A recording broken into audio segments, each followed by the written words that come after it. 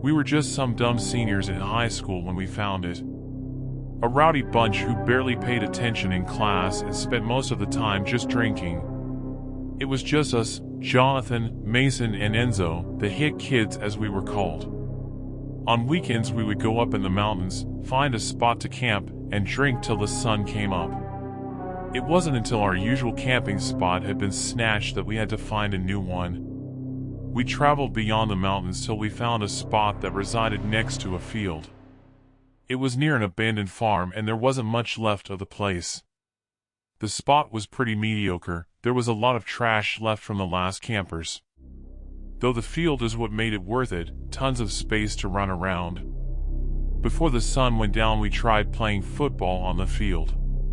Turns out the field was practically a death trap as Mason almost broke his foot when he fell into a soft spot. He sank almost all the way up to his calf, leaving a pretty bad bruise. At night is when we first found it. We ran back into the fields to play another game only to be pushed back by some invisible force.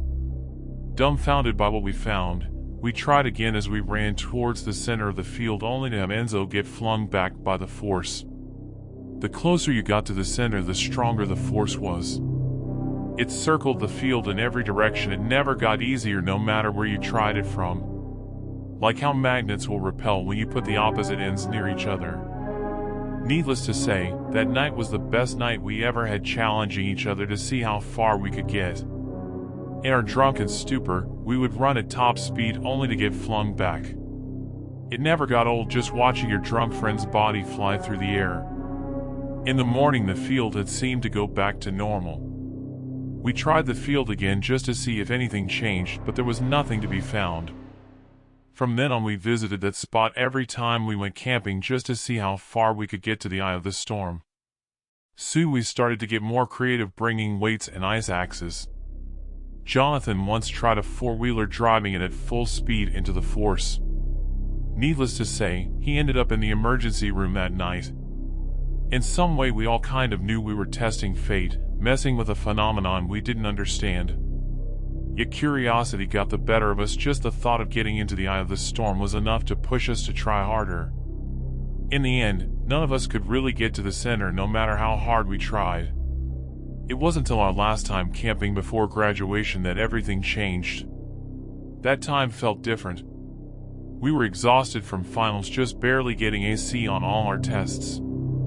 That night was calmer than the rest. None of us really wanted to challenge the force.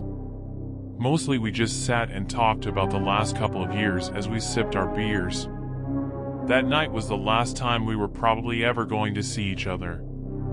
I didn't want our last moments together to just be us wallowing in our misery. Something inside me that night was itching to get into that circle just one more try. With a shot of liquid courage, I started to walk towards the field. I could feel everyone's gaze on me. I could hear their hushed whispers, doubting that I'd be the one to make it. I had always been the weakest of the group, barely getting anywhere near the center compared to them. This time though, I wanted to challenge the fates of God. I wanted to reach beyond. Slowly, I walked into the field, the force quickly taking over as I stumbled back, almost falling on my back. Still, I persisted, pushing head on as I trudged further. Soon I started crawling, gripping the tall grass in front of me as it cut into my skin. Blood started falling from my hands, but the pain only made me want the prize more. I could feel the pressure digging into my chest, but it only made me want to go further. I closed my eyes, only focused on pushing further than ever before. My body was lifted into the air, and the only thing keeping me from flying away was my grip on the earth. The pressure on my chest began to intensify, like God herself was pushing me away. With everything I had left, I reached forward until the pressure finally ceased. Then silence. The earth stood still for just a moment. I was exhausted but overjoyed that I had just made it to the center, something not even a four-wheeler could have done. The silence was broken as I heard the cheers of my friends as they ran in my direction. Jonathan picked me up, his face ecstatic as he screamed for joy that I had made it. Mason came by as they both put me on their shoulders, chanting underdog as they spun me around. Enzo just stood there, more disappointed than anything else, upset that I had ruined the fun. I had never felt more accomplished than that day. It was as if I had made the final touchdown at the Super Bowl. To this day I hold that memory in times of struggle. If only I knew my heroic action would be our ruin. I had never felt more accomplished than that day. It was as if I had made the final touchdown at the Super Bowl.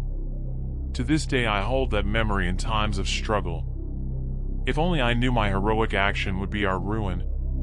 2 days later I got the call. Mason was found dead at his girlfriend's place.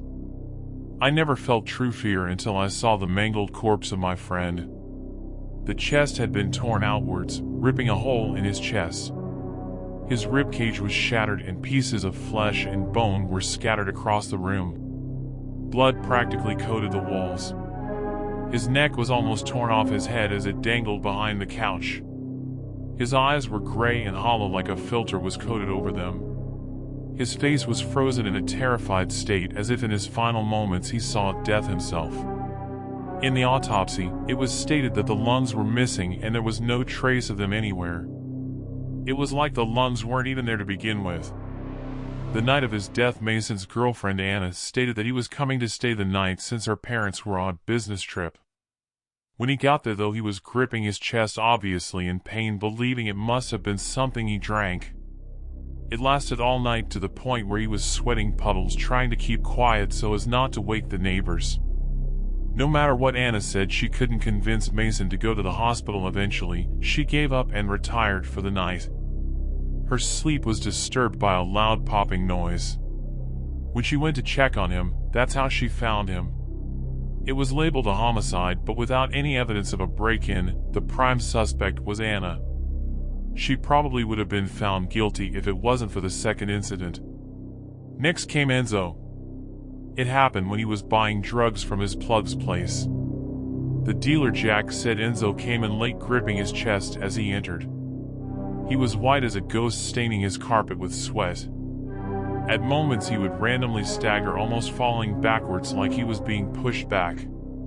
Eventually, Jack gave him a blunt, believing it would help him relax. When he took a hit, Jack watched as the smoke went in but didn't come out. Then Enzo just stopped, his eyes glossed over as he laid almost lifeless on the couch. He whispered something to himself. Jack got close, only able to make out a couple of words. "The hands are cold." Then, like a bomb, his chest tore open as blood, guts, and bone flew across the room, drenching Jack in blood. With the second death of Enzo, Jonathan and I knew if we didn't do something, we were next. We drove back to the spot in the field. There had to be something we missed, something I hadn't seen since that night.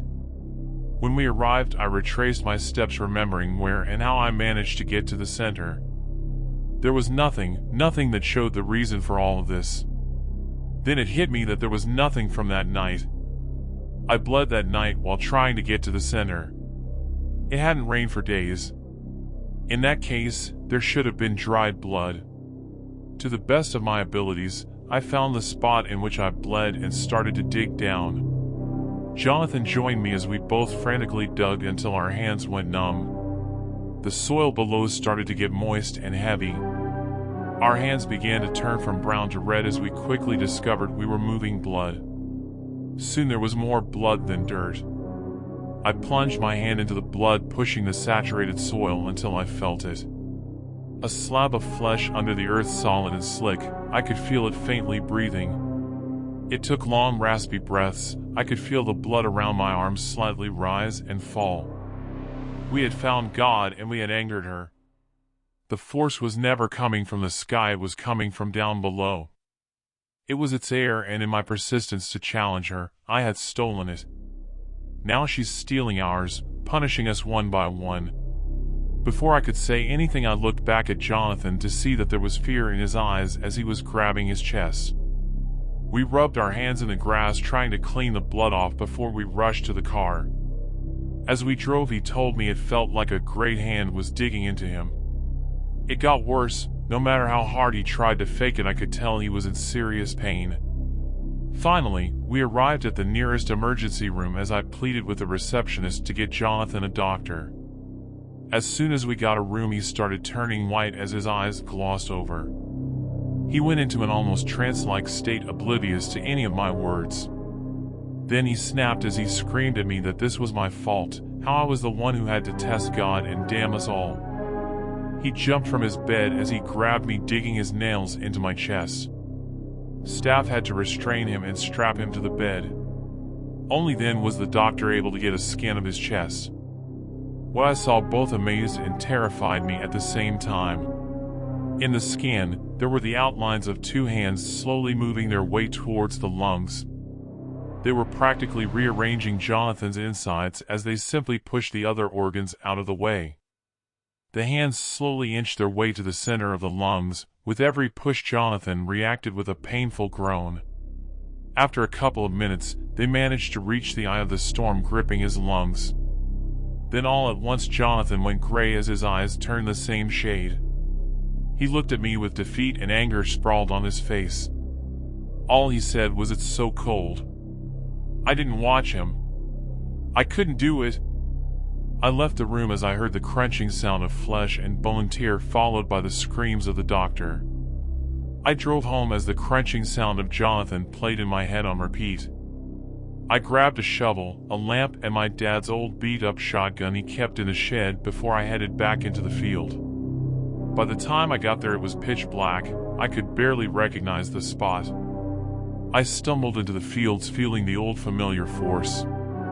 I pushed and repeated the actions I had done that same night, but even with the added weight, I still failed to reach the center. With every attempt, I managed to get further away.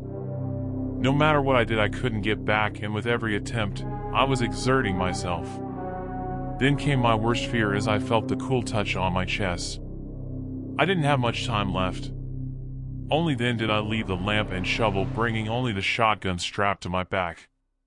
I closed my eyes as I walked, pushing away any feelings of fear and loss, only focused on the eye of the storm.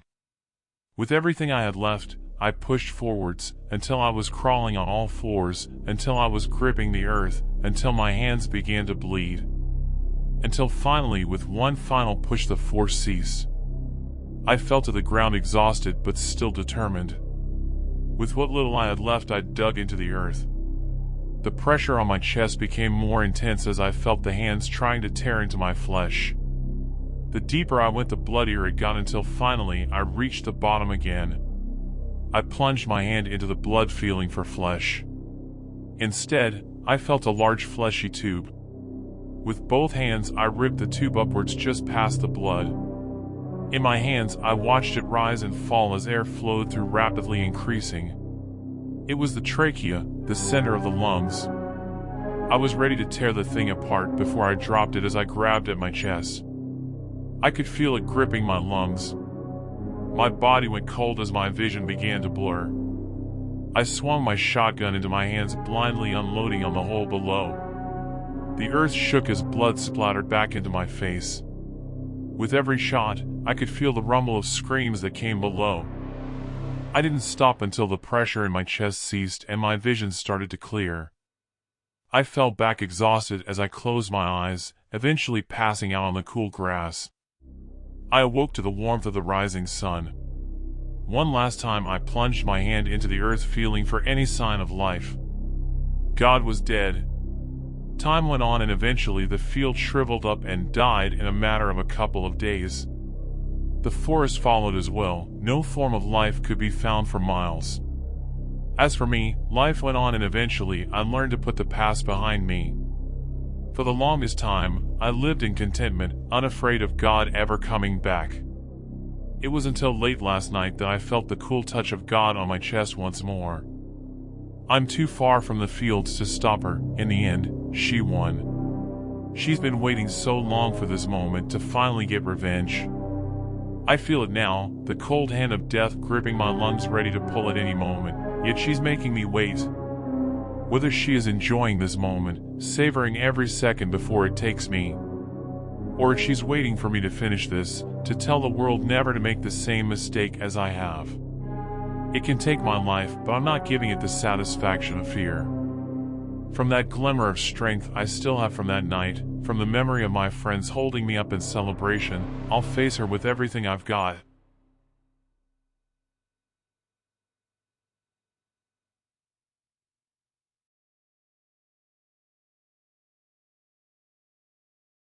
like this video, please click the like and subscribe button.